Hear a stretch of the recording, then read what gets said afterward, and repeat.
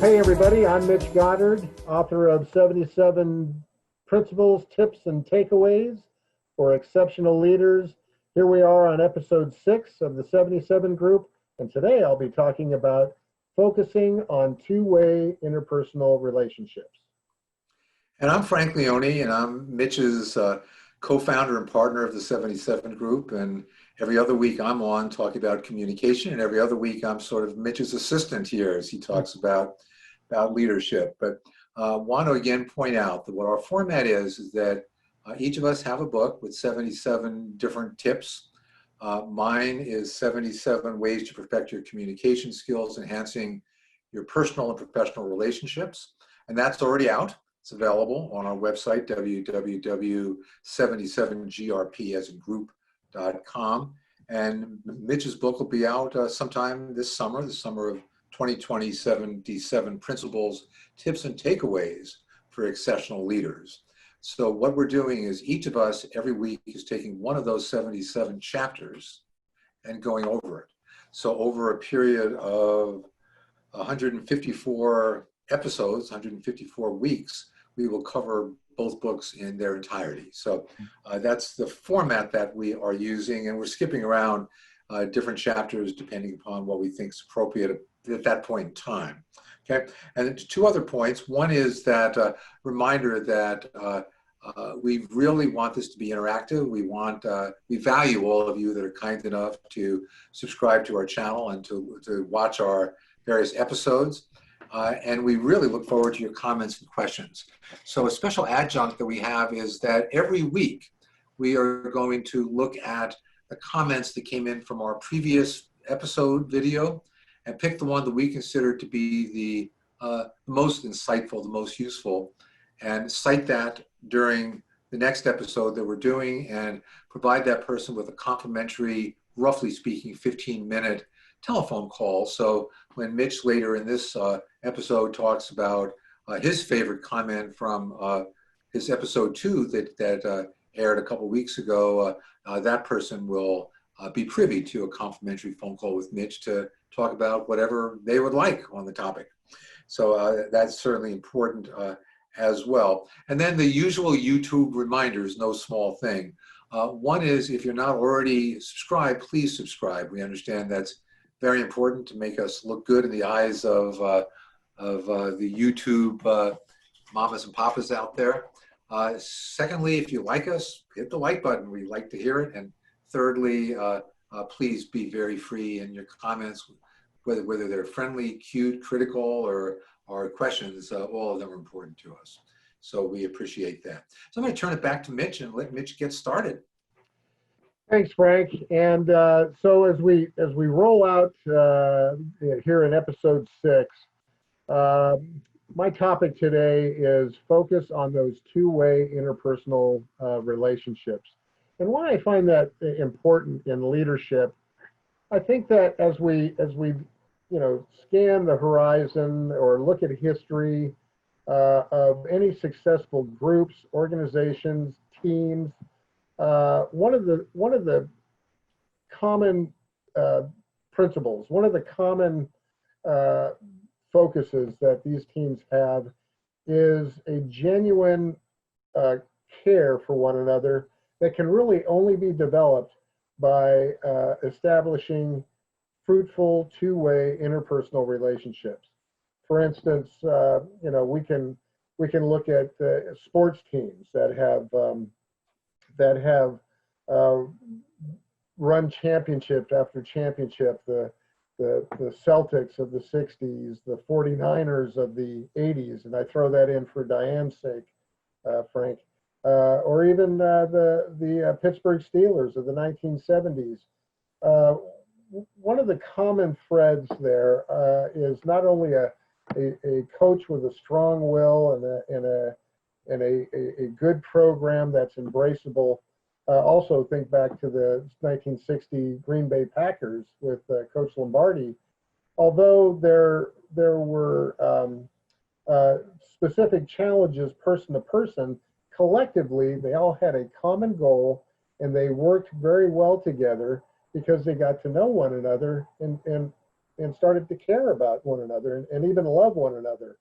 And the dynamic of not wanting to let the other guy down, or the other person that's in this effort along with me, I don't want to let that person down. That elevates everybody's game. So as a leader, when you can encourage the development and the cementing, the real joining of people together, getting to know one another, and learning what their gifts and talents are, and how well you can rely on one another, then you can really start seeing productivity go up, championship trophies start to populate the shelves, and overall good things happen. So mentioned, getting down to the specifics, the pragmatic, what 2 or 3 things would you recommend for a leader to make that happen? I certainly agree that it's invaluable to have it happen, but what does a leader very specifically need to do in order to make that happen? okay, great. And that segues me right into this week's tips. So the first thing I call on people, or on leaders, to do is start with yourself and get to know your people. And very simply, engage them in conversation. And it really begins during the recruitment process, the selection process. As you start adding people to your team, you start getting to know who they are, understand how what they bring, and the chemistry involved with what is currently in place, if that's going to develop in a good and positive way. But beyond that, once they're on board, take the time and just, in a non-creepy way, just, get together with them and ask questions, get to know them. What makes them tick? What's important to them? What kind of a career path do they want to share with you? And understand what it is about that person. So when things pop up, and they will, on a one-on-one basis and in a group dynamic, you'll be able to exercise some kind of emotional connection with that person. And once that's done, and I always say, winning hearts and minds is great, but if you start with hearts, the minds will follow. And if you can make those connections early, then good things will come about. So I'm interviewing somebody, and I know that I want to bring in new staff that's going to really bring a good, positive teamwork ethic into my organization and show some leadership themselves. And I have time for just one question to really assess if they have what it takes for what I'm looking for. What's an example of a really good question to ask somebody in an interview process to get a good handle on their capabilities of being a very positive team member? Well, I think there are some standing questions, and I think many people watching this are probably aware of what common practices are. But one of my favorites is really kind of a two-part question, and I will ask candidates looking to join the team to give me a true, real-life, detailed response to the question: describe the worst day you ever had at work and how you responded to it. And in the natural follow-up is based on what they say is, so how did the way you respond to that leave your relationships with your coworkers? And I think that dynamic that goes on not only between you and the person, but between that individual and the people that they've got to share the mission with and share space with, is very critical with regard to developing strong bonds that when the going gets tough, we're all going to come together and overcome it together. Okay. Okay. Well, excellent point. And actually, if I may throw in a little something that I did that I found very fruitful, very much along those lines. I obviously interviewed a lot of people, having a company, being the CEO of a company for over 3 decades. And something that I always asked, probably during the last 18 years of those 31 years, was if I got together with the 10 people that know you the best, Mhm. and I asked them all to tell me what they thought your 3 best traits were as a human being, not as a professional, what would be my consensus answer? And, you know, you find out a lot about a person when you hear that answer. Sure. Absolutely. And when they are candid enough to share what the people closest to them think about them. I know in my case, if you were to ask my wife, hey, tell me what, the top 3 good and bad things about Mitch, I would cut her off after she described the first, the good things, because as I wouldn't want to share too much about my downfalls or weaknesses. But you're right, Frank, that kind of insight just helps us get to know each other a little more. And when we get to know each other a little more, then we're in a better place to work closely together and accomplish our goals together. Okay, so tip number 2 then was let your people get to know you. Right. So let them in, go ahead and share a little bit about yourself.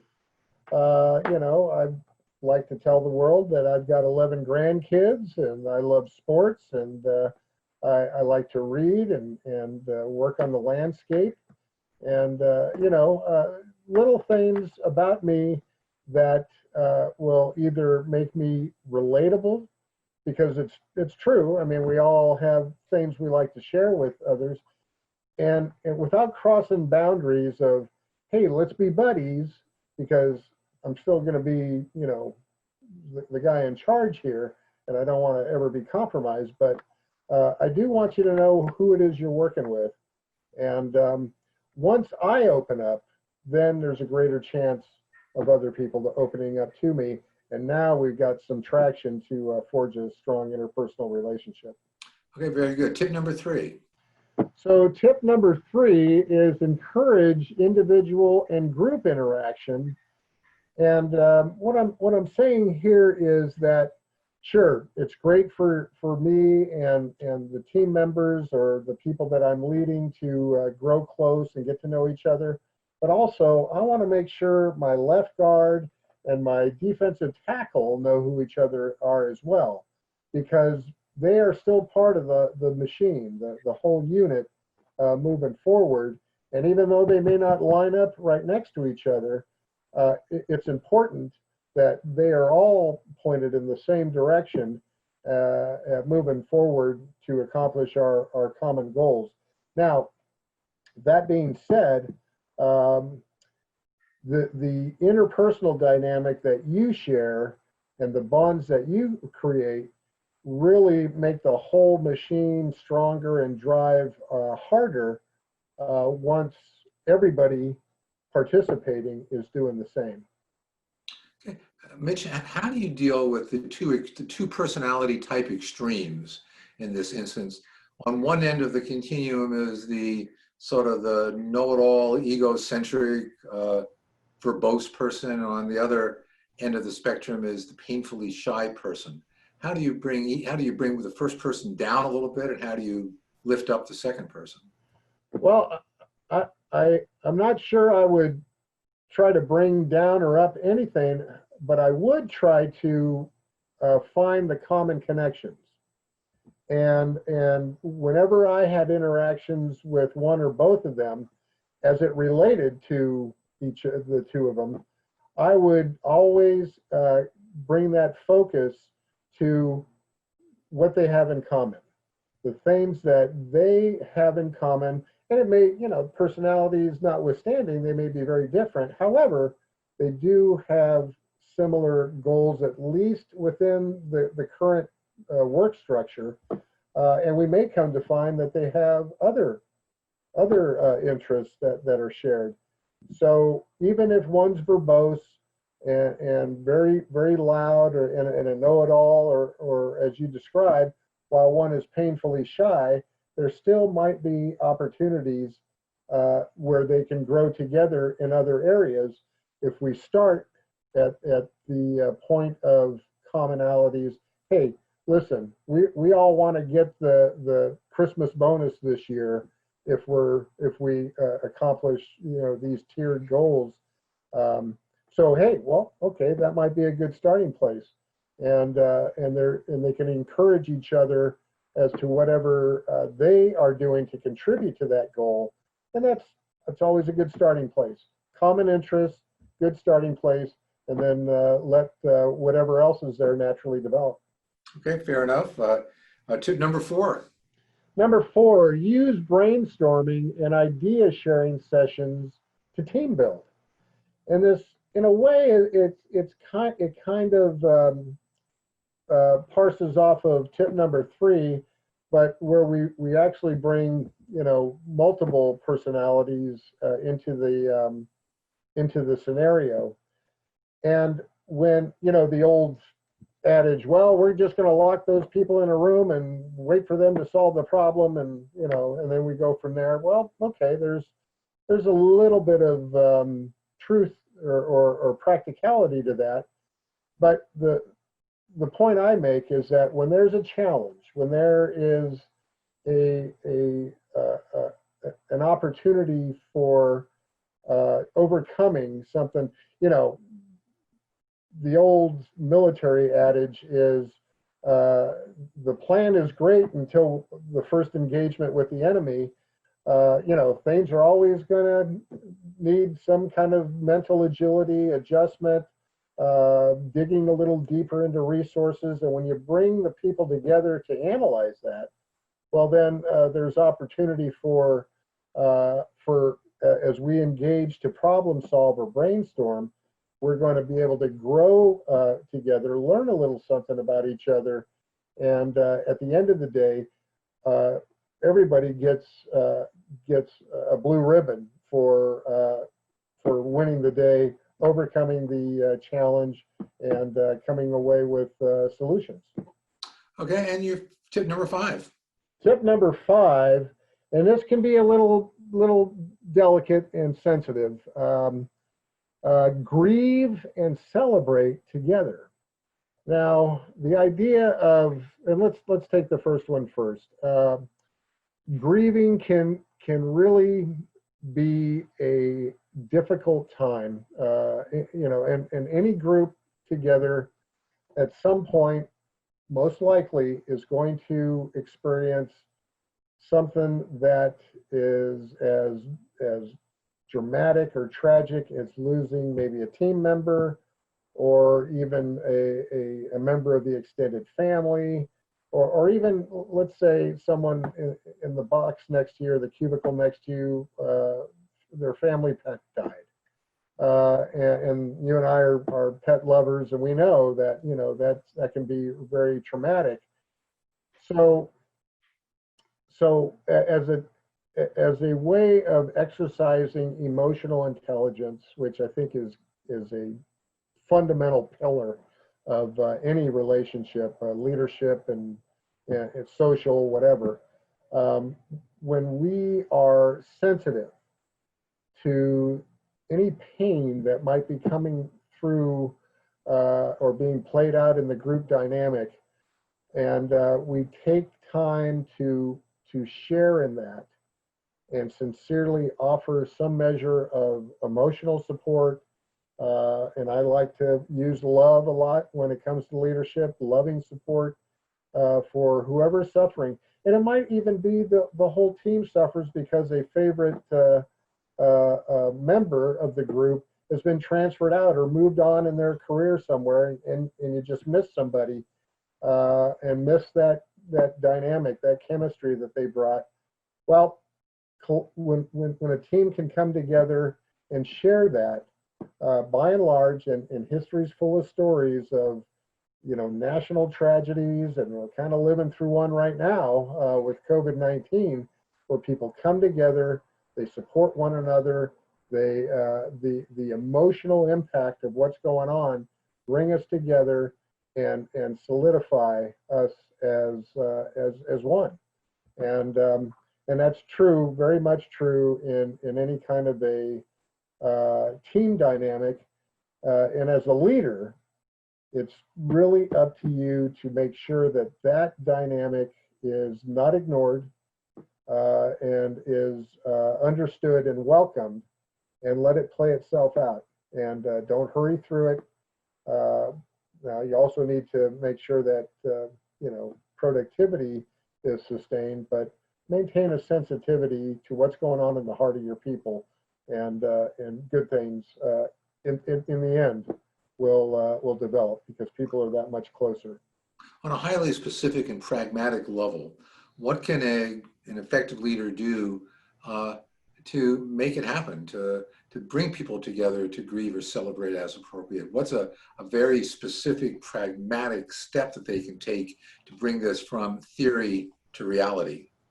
Well, like any example of good and effective leadership, it's important to be out in front, to not just hope for things to materialize, but to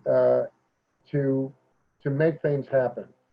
I know that when in the case of grief, it's important to be the one who steps out and is among the first to put your arm around somebody, to say, we're here for you, or to make that phone call to say, I understand what you're going through.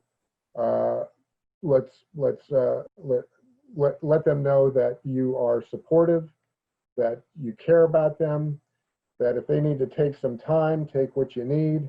Your job is going to be here to leave some kind of message, a strong message, that if you're worried about your job, or if you're worried about your position with the group, don't be. We understand. We're here to support you. When it comes to celebrating, then I think it's also very important to be out in front and say, hey, gang, look what we did. And to bring everybody together, give credit across the board, so all the troops know that their contributions were meaningful, and celebrate, and celebrate with full throat before going back to work to attack the next goal. Okay, all very good. Anything you want to add to the topic before we move on?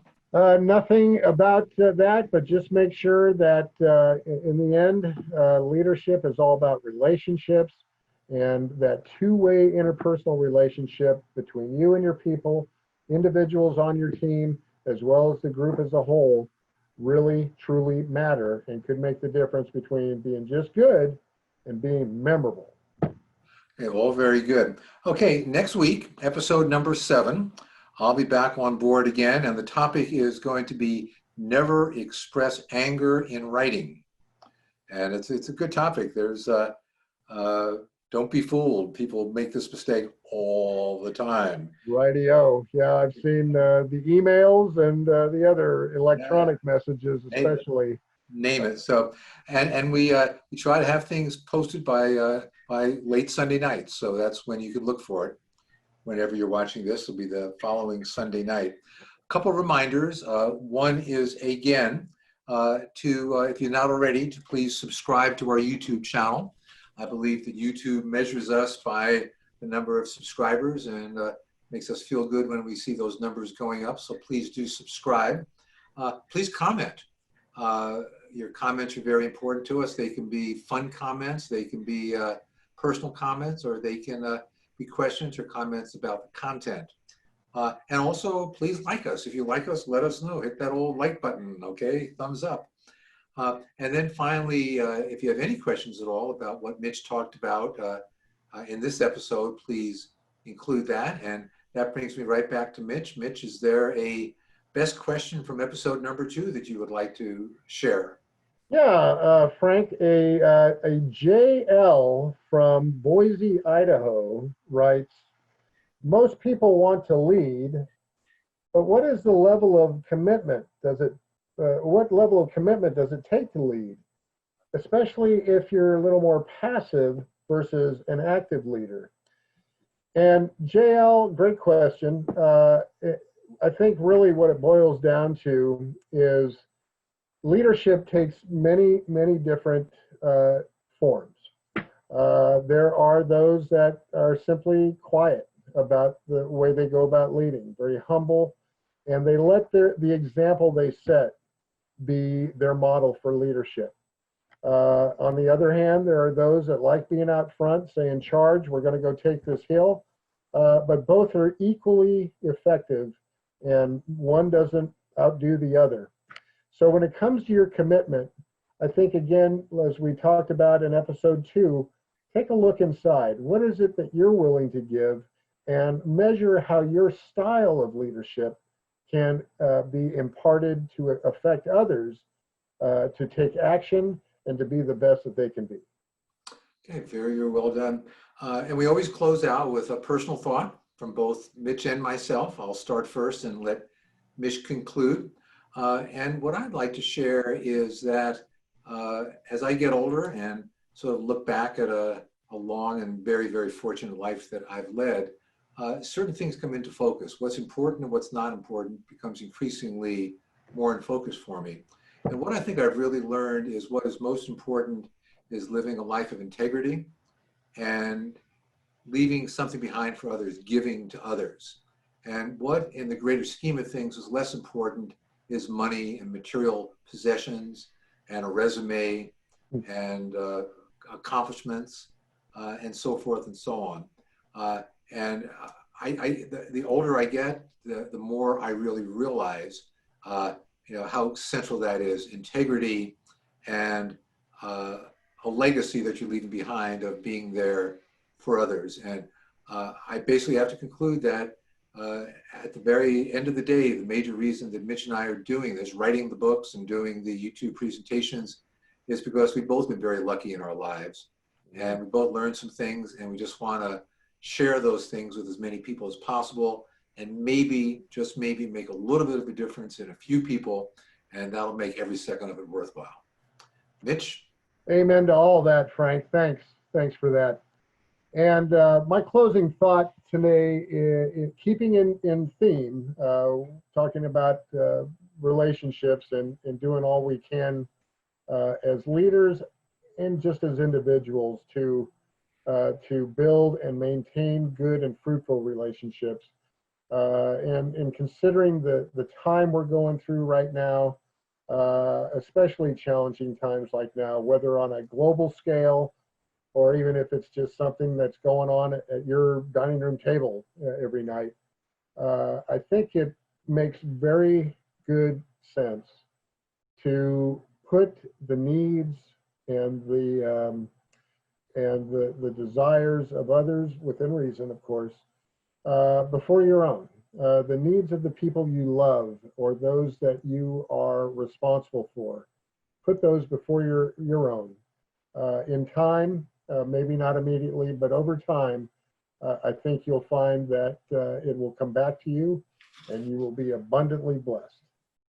Well done, and thank you very much. And brings us to the end of episode number 6. And Mitch, thank you as always, great partner, always enjoy working with you. And thanks all of you for tuning in and watching. We appreciate that. Make sure you hit that old like button before you turn off your device. And we'll see you next week. We're going to be talking about never, never, ever express anger in writing. And again, our thanks. And I hope you learned something or other out of it. And we'll see you soon. Thanks, Mitch. Thank you, Frank. Bye, everybody.